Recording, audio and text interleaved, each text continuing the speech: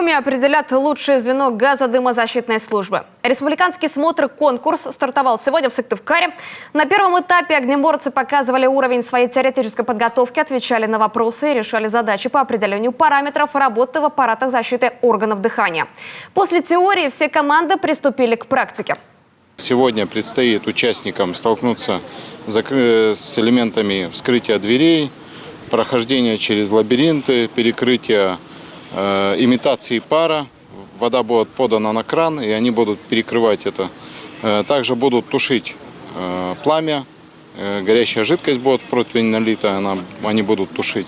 И, соответственно, спасать людей из завалов и спасать людей с высот.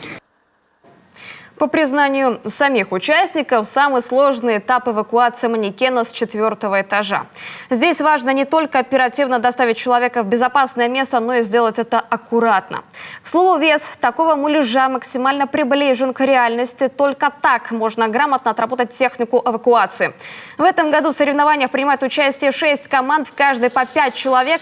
Это без преувеличения лучшие из лучших. Каждый отряд перед этим прошел отбор в своем муниципалитете. Впервые в конкурсе участвует и договорной отряд. Это подразделение, которое охраняет объекты экономики на территории Республики Коми. В реальной жизни, конечно же, немного волнуешься все равно за свои действия, за правильность своих действий, за принятые решения. Поэтому необходимы такие мероприятия, чтобы тренироваться, чтобы в реальных условиях уже быть в себе уверенным достаточно. Завершится конкурс «Смотр» уже завтра. Отряд, набравший наибольшее количество баллов, затем отправится защищать честь нашей республики на отборочном этапе Северо-Западного федерального округа. Он пройдет в Санкт-Петербурге 24-25 июня.